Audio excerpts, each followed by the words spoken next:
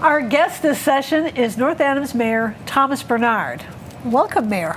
Morning, Tammy. Thanks for having me. Yes, it's good to have you on here, and I want to congratulate you on winning a second term in office in North Adams. Thanks very much. It feels good to be getting started. Again? Again, getting started again, yeah. Getting restarted. Yeah. Well, you know what? We had Mayor Tyre on shortly after she won her election.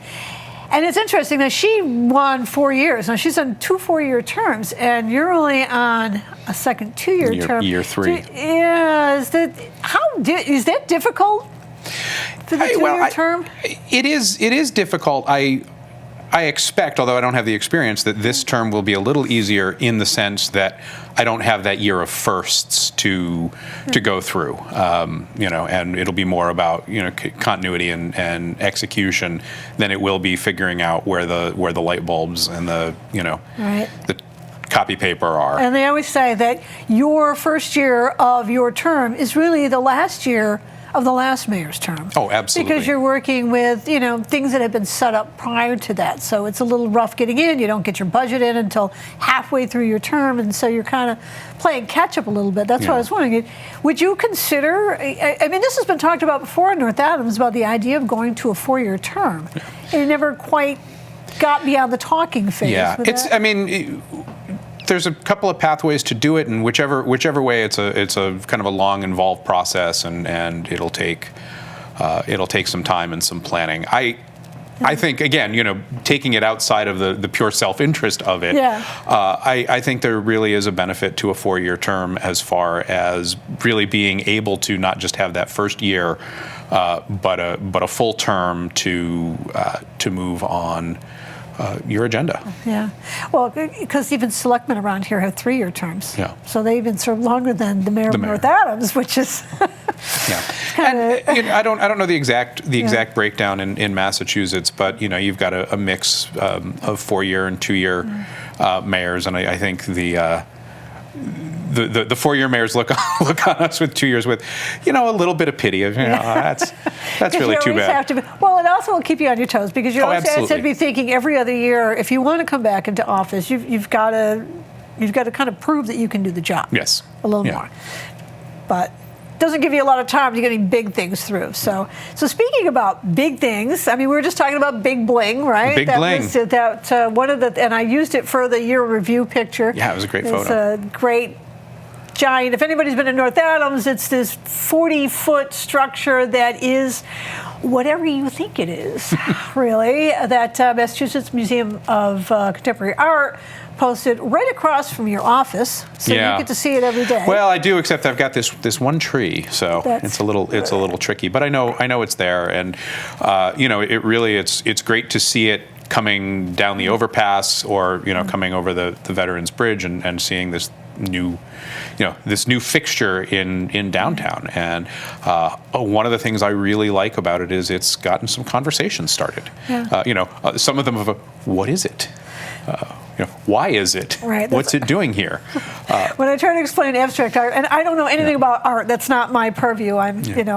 But when people have said something about abstract art, what I've learned is that abstract art makes you think, because it's not just a pretty picture. You have to decide what the art is and how it makes you feel. So people, I think, get a little nervous about that. And I think there's this idea that art and museums, you have to have a particular education, or you have to have some background before you can engage with it. And the thing about bringing art into the community is it does have a conversation. It does prompt you to think, and no reaction is more valid than anybody else's reaction. So the person who thinks it's fantastic, and the person who's kind of looking at it askance and saying, "Well, I don't get it." Both of those are perfectly valid. Well, I use the big bling partly because to me that the last year has sort of been a year of change a little bit. Physically, the city itself is changing somewhat. Big bling is down there. The Model Railroad Museum has opened offices that are very dramatic on Main Street, and we're going to be looking at more changes as the year goes on under your administration. And one of the things that struck me was that you didn't really put out any big vision or program in your inaugural address, but you really talked about what's been done and sort of building on that base. So on that idea of the city sort of physically changing with the splash park and Big Bling and the museum, I know one of the things you're going to have to take into account is the Mohawk Theatre, right? So, because the city has been trying to divest itself of some of these properties. Has been taking a long time. It's been very difficult, but the Mohawk Theatre really brought out a lot of angst in the community when you put forward the idea of maybe we should be considering selling it. Well, it was considering getting it into the hands of someone who had, the vision and the resources to develop it, and that's really what the focus is. And we will be putting it out early in the year. We're kind of finalizing the review that the attorney's done on that to make sure it has the protections we want, but it is a good proposal, and that it will yield interesting ideas and concepts. And for some of the concern about who gets to to make the decision and who gets to approve, I fully expect that when this comes out and when we start seeing responses, it's something that will go back to council because of the bid threshold. Right. So it won't be something where I unilaterally say, okay, this is the one. I will have the responsibility to make a recommendation based on price and concept and interest of the city. But I think that the thing that everybody who's working on this absolutely agrees with, myself included, is the Mohawk Theatre has the opportunity to be an anchor for Main Street. And one of the things that helps with that is people who can come in and see it with fresh eyes. And I know we've had people come through and take a look. I had a group, the mayor of East Hampton and I did this little sort of cultural and economic development exchange. We looked at their town hall project. They came in and took a walk through of the Mohawk, and you could see, again, seeing it with somebody else's eyes, the excitement and the possibility, and people standing there going, no, this is really a great place, and it's a gem, and it really could be a driver for economic revitalization, cultural. And it gets to one of the things I've really talked about is how do we really kickstart development on Main Street, and one of the pieces of that really is going to be how do we see good housing development, as we're seeing with what Dave Morese wants to do with Johnson School and what he's proposing for the Wall Streeter building, the units being proposed for Greylock Works. And it's that mix of property, and it would be great to see all that space that we have on Main Street really activated, see that switch flip. Yeah, Main Street was, going back to my age, I can remember when Main Street was hopping all the time. Sure. But we also had Sprague Electric. They had, at one point, 4 mills? Yeah, 3 to 4 mills full of workers. And gradually that got down to nothing. Yeah, there are a lot of things that are different, and that's why the housing piece and critical mass is something that I keep hammering on, because that helps to make the case for people who want to do commercial and retail that there's a market for it. We don't, and we've talked about this, we don't shop the way we did when we were growing up, or our parents or our grandparents.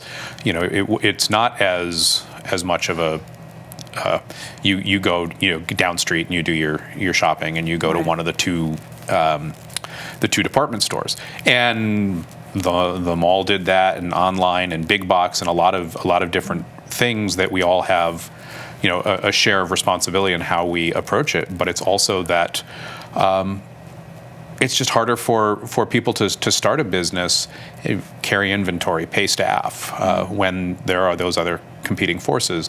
So building that critical mass is a key part of that. Any goals that you want to get through or get done, or?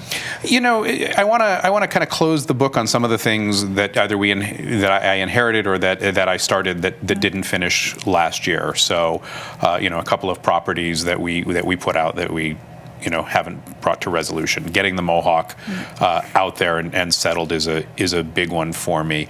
And then the work that we're doing on the comprehensive plan, which really is going to be our roadmap for the next 5 years. Right. And this is the Vision 2030. The Vision 2030 plan. Right. And we've brought some stuff through the Office of Community Development. The Woonerf idea, and the downtown theater, and we're going to be bringing forward the results of a parking study, which really helps to make the case. I mean, we do a lot of talk about outdoor recreation. So how do we find those big items within that plan, which is it truly is comprehensive in both the best and most challenging senses of the terms to really drive us forward and make some impact, and then take these different things that we brought forward and say, no, there's a cohesive vision to all of this that's about moving the city forward. I really want to get some signs of progress on the future of the public safety building. Continuing to stabilize what we have, but not taking our eye off the ball of focusing on the future and talking about the potential for redevelopment or renovation or reconstruction of Greylock School. The big projects, and it's going to take a lot of planning. It's going to take a lot of time, and it's going to take a lot of community resolve and communication to move those forward. And so those are going to be big agenda items. So again, we're going to be looking forward to seeing some more really physical and economic changes to North Adams. Yeah, absolutely. I think that's going to make the city better. Well, it's going to make it stronger. It's going to build on the assets we have, and then as I said in my inaugural State of the City remarks, we can't take our eyes off the challenges that we have either. Whether those are socioeconomic, whether those are financial, whether those are the health and welfare of the community and the most vulnerable folks in North Adams. We're not going to leave people behind as we really keep focus on progress. All right. Well, thank you so much for being with us today, Tammy. and we hope to have you back again. Anytime.